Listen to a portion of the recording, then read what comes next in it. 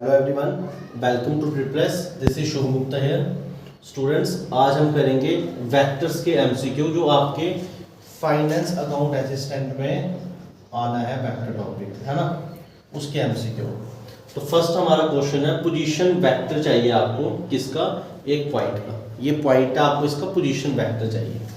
तो position vector का meaning होता है कि वो वेक्टर ठीक है जो किसी पॉइंट की पोजीशन को रिप्रेजेंट करे। ठीक है, मैं आपको बताऊंगा अभी इसका मीनिंग। सबसे पहले तो आप ये पॉइंट देखना पड़ेगा, ये पॉइंट कहाँ पे होगा। ठीक है, तो आपको थोड़ा सा, ताकि आप एमसीक्यू क्रैक करो, बस उतना ही कंसेप्ट रखेंगे।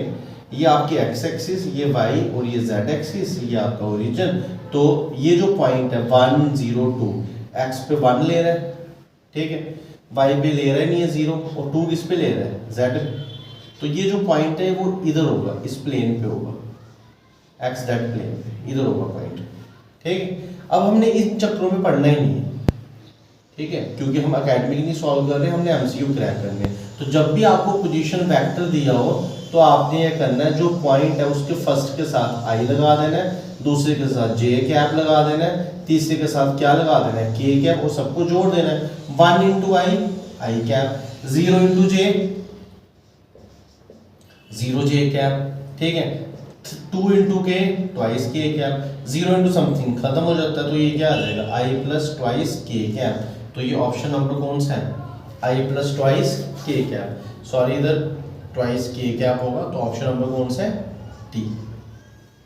ठीक है, तो जब भी आपको पोजीशन वेक्टर बताना है तो आप क्या करो, जो भी पॉइंट है उसको आई जे के साथ मल्टीप्लाई करो, प्लस कर लो, ये आ जाएगा। अगर सपोज इधर -1 हो तो हम माइनस आई प्लस ट्वाइस के बोलोगे।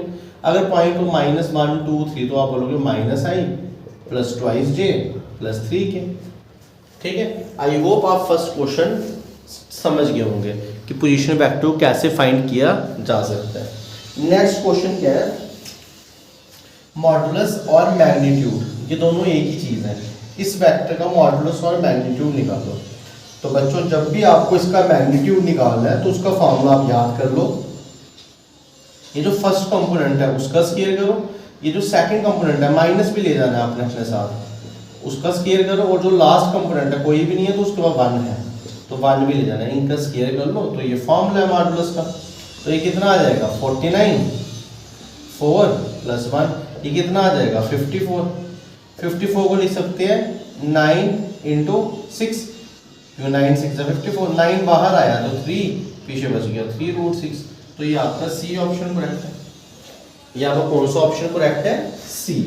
मैं आपको मैग्नीट्यूड का फॉर्मूला भी बता देता हूँ ताकि आपको थोड़ा सा कंसेप्ट क्लियर हो जाए। कोई ऐसा बच्चा है, तो अगर आपके पास ए वेक्टर है कुछ भी, एक्स आई प्लस वाई जे प्लस जेड के, तो ये जो कंपोनेंट है ना आई जे और के के साथ, जब आप इनका मैग्नीट्यूड निकालते हो तो आपने क्या करना है? अंडर रूट ये जो कंपोनेंट है इनका स्क्वायर कर लेना है, तो आपको क्या मिल जाएगा? मैग्नीट्यूड मिल जाएगा। आई होप आपकी ये फर्स्ट 2 क्वेश्चंस अच्छे से समझ आ रहे होंगे। चलेंगे नेक्स्ट क्वेश्चंस पे। स्टूडेंट्स, थर्ड क्वेश्चन हमारे पास है। तो थर्ड क्वेश्चन क्या बोलते हैं? स्केलर प्रोडक्ट निकालो। किसका? एक ये वेक्टर है और एक ये वेक्टर है, इन दोनों का स्केलर प्रोडक्ट निकालो। ठीक है, स्केलर प्रोडक्ट का मैं आपको कंसेप्ट बता देना चाहता हूँ। Scalar product co dot product भी बोलते हैं। Scalar product co dot product भी बोलते हैं। डॉट प्रोडक्ट और स्केलर प्रोडक्ट एक ही चीज है। पहले तो आप ये लिख लो, डॉट प्रोडक्ट और स्केलर प्रोडक्ट एक ही चीज है, ये दोनों एक ही चीज है। ठीक है, अब इनको फाइंड कैसे करते हैं तो सिखा देता हूँ आपको फाइंड करना। जैसे आपको एक वेक्टर दिया तो आप ये वेक्टर लिख दो इधर, 5i plus 7j minus 3k, और डॉट प्रोडक्ट है तो बीच में डॉट लगा दो। ये दूसरा आ गया 3i minus 4j plus 7k। अब इन दोनों को सॉल्व करो, तो इसका कंपोनेंट कौन है? 5, इसका कंपोनेंट कौन है? 3, इन दोनों को मल्टीप्लाई, i को i के साथ, j का कंपोनेंट कोई भी नहीं दिख रहा है तो जिसका कोई नहीं दिखे उसका 1, और इस इधर j का कंपोनेंट -4 दिख रहा है, इधर k का कंपोनेंट -3, उधर k का कंपोनेंट 7। सॉल्व कर लो, 15 - 4 - 21, तो कितना आ गया? 15 - 25। तो 15 - 25 कितना हो गया? -10। तो आप बोलोगे इसका आंसर -10 है। तो स्केलर प्रोडक्ट या डॉट प्रोडक्ट कैसे करते हैं, आई वाले कंपोनेंट को आई के साथ, जे वाले को जे के साथ और के वाले को के के साथ मल्टीप्लाई कर लो और बीच में डाल लो प्लस और आगे सॉल्व कर लो। अब होगा क्या, ये मैंने आपको फिलअप्स की फॉर्म में दिया, उधर ऑप्शन दिए होंगे 15, 10, -10। मेन कंसेप्ट सीखो, कॉपी पे नोट डाउन करो। क्वेश्चन आपको इसी टाइप के आएंगे फाइनेंस अकाउंट असिस्टेंट में। अगर आप ये सारी वीडियोस देख रहे हो तो आप ये इजीली क्रैक कर पाओगे।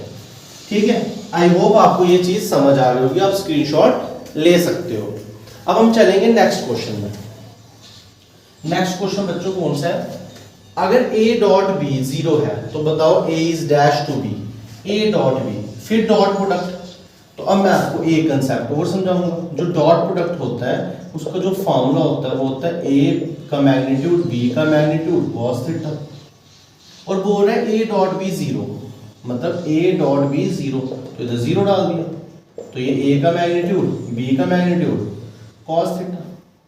ठीक है, अब आपको पता है मैग्नीट्यूड हमने अभी पिछले सेकंड क्वेश्चन में किया, मैग्नीट्यूड जब भी कोई वेक्टर है, जैसे आपके पास एक वेक्टर है i + j + k, आपको बोला है इसका मैग्नीट्यूड निकालो, तो आप क्या करोगे, अंडर रूट इसका कोएफिशिएंट 1 का स्क्वायर, उसका कोएफिशिएंट 1 का स्क्वायर, फिर 1 का स्क्वायर या 3 कर लोगे। कहने का मीनिंग है मैग्नीट्यूड कांस्टेंट है, ये दोनों क्या है कांस्टेंट, तो कांस्टेंट इनटू कांस्टेंट नया कांस्टेंट, और जो ये दोनों कांस्टेंट है ये 0 के नीचे लिख सकते हो आप, और इधर cos थीटा, और ये 0 पॉइंट समथिंग 0 ही होता है, तो cos थीटा क्या आ रहा है आपके पास 0 आ रहा है। और cos थीटा कब 0 होता है, आप मेरे को बताओ, cos थीटा 0 कब होता है, cos थीटा 90 पे 0 होता है। तो कहने का मीनिंग है अगर मैं a डॉट b को 0 लेता हूं तो आप बोलोगे कि जो a और b के बीच में एंगल है वो 90 होगा। तो अगर a डॉट b 0 है तो आप बोलोगे जो a है वो परपेंडिकुलर होगा 20। ये डायरेक्ट रिजल्ट आपको आएंगे पेपर में, ये डायरेक्ट रिजल्ट आएंगे आपको पेपर में। ठीक है, आई होप आप समझ गए होंगे। अगर आपको कोई भी डाउट है तो प्लीज आप मेरे को कमेंट सेक्शन में बता सकते हो, नेक्स्ट लेक्चर में आपको वो डाउट क्लियर कर दूंगा। फिफ्थ क्वेश्चन क्या है, a डॉट a सेम। तो देखो अब ये बोल रहा है a डॉट a, मैं आपको डायरेक्ट आंसर भी लिख के बता सकता हूँ मैग्नीट्यूड ऑफ a का होल स्क्वायर, मगर ऐसा नहीं, मैं आपको पूरा बता रहा हूँ। a डॉट a इसका मीनिंग है magnitude of a cos of theta. क्यों, हमारे पास फॉर्मूला होता है दो के डॉट प्रोडक्ट का magnitude of a magnitude of b cos of theta, और जो थीटा है वो इन दोनों के बीच का एंगल है। अब a और b की जगह a और a, तो ये आ गया। अब थीटा इन दोनों के बीच का एंगल है। एक बात याद रखना, जब भी दो चीजें सेम है, ये दोनों वेक्टर भी क्या है सेम चीज का एंगल हमेशा 0 होता है, तो थीटा क्या आएगा 0, और cos 0 कितना होता है 1, तो ये मैग्नीट्यूड ऑफ a इनटू 1, और मैग्नीट्यूड 2 बार मल्टीप्लाई कर दे तो मैग्नीट्यूड का होल स्क्वायर। इसलिए आपके फिफ्थ क्वेश्चन का आंसर क्या आया, a के मैग्नीट्यूड का होल स्क्वायर। ठीक है, आप हमेशा ध्यान रखना जब भी दो वेक्टर सेम को आप डॉट प्रोडक्ट करते हो तो वो मैग्नीट्यूड का स्क्वायर ही देंगे। जैसे अगर c और c है, आप इनका डॉट प्रोडक्ट कर रहे हो तो आपको हमेशा c के मैग्नीट्यूड का स्क्वायर ही मिलेगा। ये आप याद रख लो, 2-3 बार पढ़ोगे याद हो जाएगा। अच्छा, अब ये सिक्स्थ, आपको इनिशियल पॉइंट दी है और फाइनल पॉइंट दिया और आपको पी क्यू वेक्टर निकालना है। डायग्राम बना दो, ये पी है एक पॉइंट, ये क्यू है। इनिशियल जहां से स्टार्ट हो रहा है, फाइनल जहां पे खत्म हो रहा है। इनिशियल कौन है 1 2 3, फाइनल कौन है -1 0 2, तो आपको क्या निकालना है पी क्यू वेक्टर। तो इसका फार्मूला बच्चों मैं आपको बताना चाहता हूँ। इसका फार्मूला क्या है, जो इसका पहला कंपोनेंट है जो इसका पहला कंपोनेंट है, इन दोनों को माइनस करना है। सेकंड में से पहला वाला माइनस करना है, मतलब -1 ये, उससे माइनस करना है 1 और उसके साथ आई लगा देना है।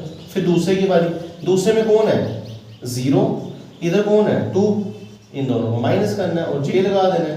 तीसरे में कौन है 2, इधर कौन है 3, तो 2 और 3 को माइनस करना है और k लगा देना है। और ये जो पी क्यू वेक्टर है ये कितना आ जाएगा -2i -2j -k, तो ये आ गया आपका P Q vector -2i -2j -k। ठीक है, आई होप आप समझ गए होंगे। कोई भी दो पॉइंट आपको दिए जा रहे हैं, इनिशियल और फाइनल में से माइनस करना, इनिशियल से नहीं बोल रहा, कभी भी इनिशियल से नहीं माइनस करते, फाइनल से माइनस करते हैं। तो ये आ गया आपका, अगर आपको दो पॉइंट्स दिए हैं तो आप उस वेक्टर के बारे में निकाल सकते हो। ठीक है, अब सेवंथ एमसीक्यू हमारे पास क्या है, सेवंथ एमसीक्यू हमारे पास है डॉट प्रोडक्ट। देखो फिर स्केलर वही डॉट प्रोडक्ट क्या है, ये कौन सी क्वांटिटी है, स्केलर है या वेक्टर है। तो देखो अभी मैंने आपको बताया जब भी आप किसी दो वेक्टरों को डॉट प्रोडक्ट करो तो वो क्या मिलेगा। देखो ये दो वेक्टर थे एग्जांपल, आपने इन दोनों को डॉट किया है और आपको क्या मिला है -10। -10 स्केलर है या वेक्टर है, -10 स्केलर है। क्यों, क्योंकि -10 एक न्यूमेरिकल वैल्यू है। ठीक है, स्केलर किसको बोलते हैं, स्केलर किसको बोलते हैं, जो न्यूमेरिकल वैल्यू हो। जैसे अभी टाइम हो रहा है 5, अभी टाइम बज रहे हैं 5 PM बज रहे हैं आज। ठीक है, तो इस टाइम मैंने बोला टाइम कितना हो रहा है, आपने बोला 5 बज रहे हैं, तो 5 वैल्यू है ना, वैल्यू है तो ये स्केलर है। मैं ये तो नहीं ना बोलूँगा 5 बज रहे हैं राइट साइड से, अगर ऐसा बोल सकते हो तो फिर ये वेक्टर है।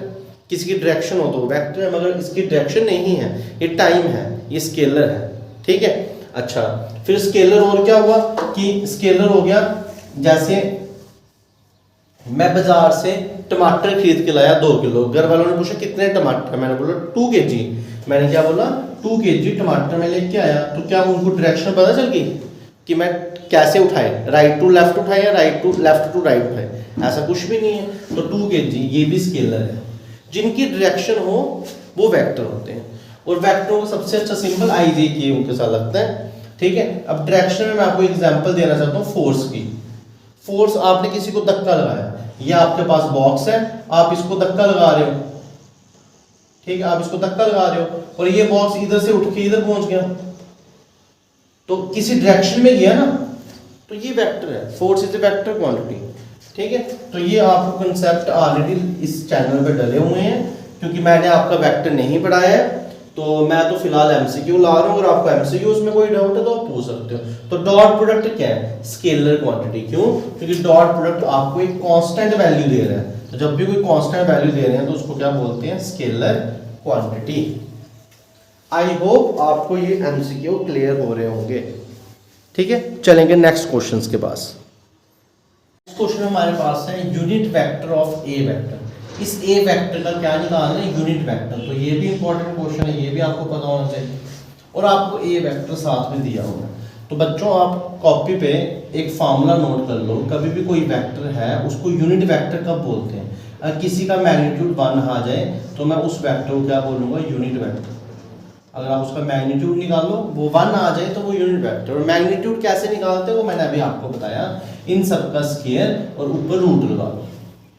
अब इसका यूनिट वेक्टर बनाना है, क्या बनाना है, यूनिट वेक्टर। तो यूनिट वेक्टर निकालने का क्या फार्मूला है, किसी भी वेक्टर का यूनिट वेक्टर निकालना हो तो वो फार्मूला है, यूनिट वेक्टर को पहले तो ए कैप बोलते हैं, ये रिप्रेजेंटेशन है। अगर आप लिख दो ए कैप तो मैं समझ जाऊंगा ये यूनिट वेक्टर है। अगर आप लिख दो ए के ऊपर एरो तो मैं समझ जाऊंगा ये वेक्टर है। ठीक है, तो ये यूनिट वेक्टर है और इसका फार्मूला क्या है, A vector upon magnitude of A vector. ठीक है, ए वेक्टर कितने देख लो, 3i + 4j - k, ये ए वेक्टर वही उतार दिया। और मैग्नीट्यूड मैंने अभी आपको बताया था, अंडर रूट पहला कंपोनेंट उसका स्क्वायर 3 का स्क्वायर, दूसरा कंपोनेंट 4 उसका स्क्वायर, तीसरा कंपोनेंट नहीं दिख रहा है मगर 1 है और साथ में -1 का स्क्वायर। तो ये बच्चों क्या आ जाएगा, 3i + 4j - k under root 9 + 16 + 1, 9 + 16 25, 25 + 1 26। तो ये हमारा आंसर आ जाएगा thrice i + 4j - k upon root 26। तो ये जो वेक्टर है ये इस वेक्टर का यूनिट वेक्टर है। ऐसे निकालते हैं यूनिट वेक्टर। मैं हर क्वेश्चन से आपकी कोशिश कर रहा हूँ कंसेप्ट को क्लियर करने की। हाँ, थोड़ा शॉर्ट में बता रहा हूँ मगर बता रहा पूरा हूँ। जब पेपर आएगा ये क्वेश्चन आएंगे आप क्रैक कर जाओगे। ठीक है, आई होप आपको ये क्वेश्चन भी समझ आया होगा। ठीक है, अगर आपको समझ आ रहा है तो बताइए मेरे कमेंट सेक्शन में और इसका स्क्रीनशॉट ले लीजिए। अब हम करेंगे 9th क्वेश्चन। क्या करेंगे, 9th क्वेश्चन।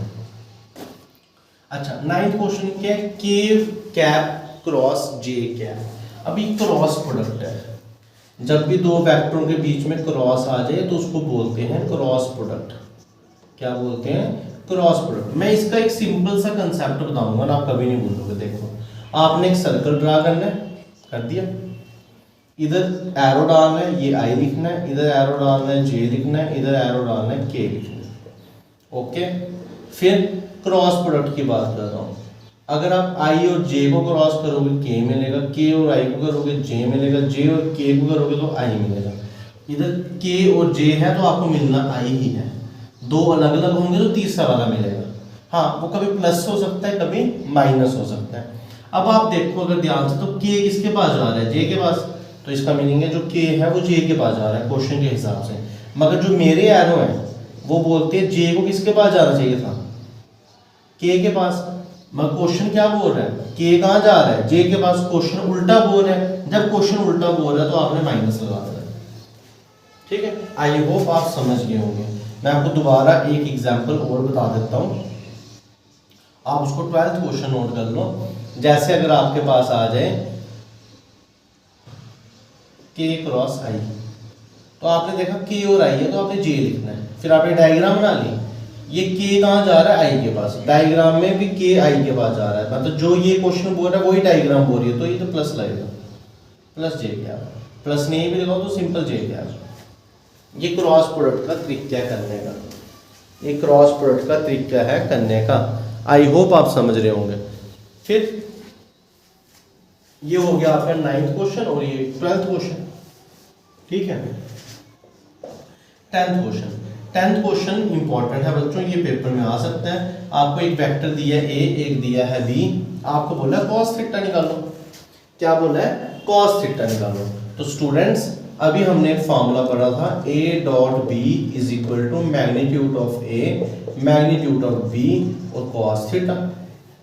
तो देखो ए और बी दी है, कॉस थीटा पूछा तो हमेशा यही फॉर्मूला लगेगा।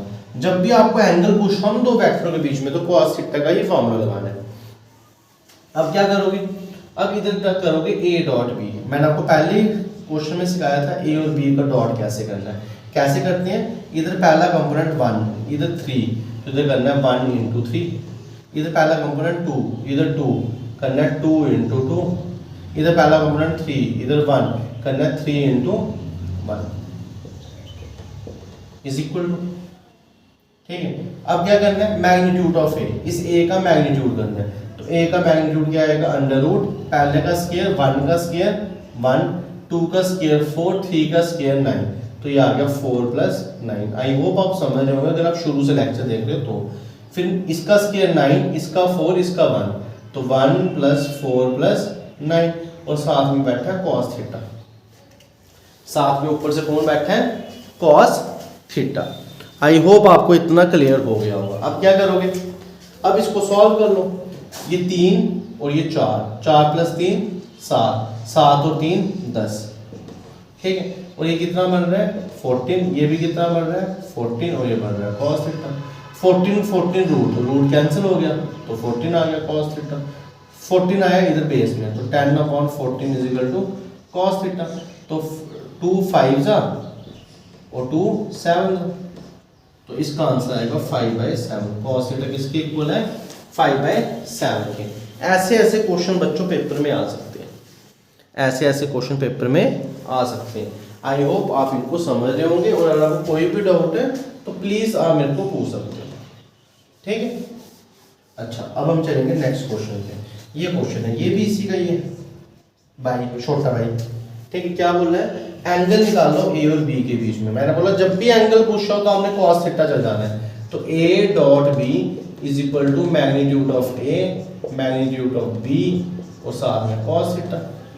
ठीक है, और बोला हुआ है ए का मैग्नीट्यूड 3 दिया है, ये 3, सॉरी इधर नहीं इधर, ए का मैग्नीट्यूड √3, बी का मैग्नीट्यूड 4, ये आ गया 4, ये साथ में cos थीटा, और a डॉट बी भी दिया हुआ है 2√3, ये √3 ये √3 कैंसिल, तो ये आ गया 2 is equal to 4 cos theta, 4 आ गया इधर तो 2/4 is equal to cos theta, तो 1/2 is equal to cos theta. cos theta आ रहा है 1/2, थीटा कितना आएगा 60 डिग्री, cos 60 पे होता है 1/2, तो ये बोल रहा है angle between A and B, तो वो कितना आएगा 60 डिग्री, या आप उसको π/3 भी बोल सकते हो। ठीक है, आई होप आपको ये चीज़ें समझ आ रही होंगी। अगर आपका मैथमेटिक्स बैकग्राउंड नहीं है तो पहले मैं आपको यही गाइडेंस करता हूँ, आप इसी चैनल पे जो ऑलरेडी लेक्चर अपलोड है वेक्टर वाले उनको देखो। मगर अगर आप उनको देखोगे तो मैं भी आपको वही बता रहा हूँ डिट्टो जो उन्होंने ऑलरेडी बताया होगा, बल्कि ज़्यादा सिंपल वे में बता रहा हूँ, ऐसा मैं मानता हूँ शायद। ठीक है, तो आप देख लो, अगर आपको कोई भी डाउट है आप मेरे से पूछ सकते हो। अब हम चलेंगे नेक्स्ट क्वेश्चन पे। ये क्वेश्चन सब इंपॉर्टेंट है जो पेपर में ऑलरेडी आए हुए हैं। नेक्स्ट क्वेश्चन हमारे पास है मैग्नीट्यूड ए का रूट 26, मैग्नीट्यूड बी का 7। ठीक है, और आपको क्रॉस प्रोडक्ट दिया 35। सबसे पहले मैं आपको बता दूं क्रॉस प्रोडक्ट का फार्मूला क्या होता है। ये क्रॉस प्रोडक्ट का मैग्नीट्यूड है। क्रॉस प्रोडक्ट का फार्मूला होता है A cross B is equal to magnitude of A magnitude of B sine theta और साथ में एन कैप। अब ये एन कैप क्या होता है मैं आपको बाद में बताऊंगा, अभी फिलहाल एमसीक्यू कर रहे हैं तो एमसीक्यू के हिसाब से चलेंगे। ये एन कैप का मतलब आप समझ गए होंगे। एक चीज़ मैंने आपको बोला जिसके ऊपर कैप लगी है वो यूनिट वेक्टर, मतलब अगर आप एन कैप का मैग्नीट्यूड करोगे तो 1 आएगा। ठीक है, अब आपको ये चीज़ें दी है और आपको ए डॉट बी निकालना है। इंपॉर्टेंट है, थोड़ा ट्रिकी है, आप देख सकते हो, चेक कर सकते हो। किसी को ने वेक्टर प्रिपेयर कर दिया तो चेक कर ले। ठीक है, अब आपको क्या बोल रहा है, इसका मैग्नीट्यूड 35 दिया है, मतलब ये आपके पास फॉर्मूला है, मैंने इसके ऊपर मैग्नीट्यूड लगा दिया। क्वेश्चन में मैग्नीट्यूड दिया, मैग्नीट्यूड इस पे भी लगा और इस पे भी लग गया, दोनों पे मैग्नीट्यूड लग गया और ये आया 35 क्वेश्चन में दिया। अब मैग्नीट्यूड ये पहले के, इन पे कोई फर्क नहीं पड़ेगा। साइन का मैग्नीट्यूड कोई फर्क नहीं पड़ेगा। एन कैप पे मैग्नीट्यूड एन कैप को 1 बना देगा। क्यों? क्योंकि एन कैप क्या है, यूनिट वेक्टर, और यूनिट वेक्टर का मैग्नीट्यूड 1 होता है।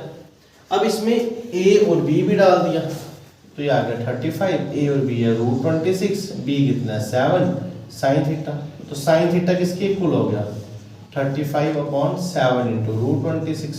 ये साइन थीटा किसके इक्वल हो गया 7 1 7 5 5/√26। ये साइन थीटा है। अच्छा, अब आपको बोला है ए डॉट बी निकालो। ए डॉट बी का फॉर्मूला हमने पढ़ा magnitude of A magnitude of B cos theta. Magnitude of A कितना है रूट 26, मैग्नीट्यूड ऑफ बी कितना है 7, और कॉस थीटा को हम लिख सकते हैं √1 minus sine square theta, cos theta का फॉर्मूला। अब इसको और सॉल्व करेंगे तो ये कितना आ जाएगा 26 × 7 √1 माइनस साइन स्क्वायर, इसका स्क्वायर कर लो 25/26, इसका स्क्वायर करोगे 5 का स्क्वायर 25 और इसका स्क्वायर करके 26, तो ये कितना आ जाएगा 26, ये 7, ये 26 माइनस 25/26, ये कितना आ जाएगा 26, सॉरी इधर रूट भी आएगा रूट 26, इधर 7, ये 1/26 का रूट। अब क्या होगा, ये रूट 26 को वैसे रखा, 7 को वैसे रखा, 1 वैसे और रूट 26 वैसे, 26 कट जाएगा, 7 आपका आंसर है। ए डॉट बी कितना आ जाएगा 7। ठीक है, इस टाइप के क्वेश्चंस भी आपके पेपर में आ सकते हैं। ठीक है, मगर ये वो पेपर होगा जब पेपर बड़ा मुश्किल आया है तब आएंगे ऐसे क्वेश्चन। तो मैंने आपको बता दी एक टाइप ऐसे कर सकते हैं। ठीक है, आप स्क्रीनशॉट ले सकते हो और आराम से वीडियो को दोबारा से इस क्वेश्चन के लिए पर्टिकुलरली सुन भी सकते हो। ठीक है, तो अब चलेंगे लास्ट क्वेश्चन में जो है क्वेश्चन नंबर 14। तो क्वेश्चन नंबर 14 देख लेते हैं। अकॉर्डिंग टू एसोसिएटिव प्रॉपर्टी के अकॉर्डिंग बताओ इन फिलअप्स में क्या आएगा। एसोसिएटिव प्रॉपर्टी की मीनिंग क्या होता है मैं आपको बता दूं। जैसे आपको 3 नंबर है 2 3 5, आप इनको जैसे मर्जी प्लस करो कोई फर्क नहीं पड़ता, ये आपको भी पता है सबको पता है।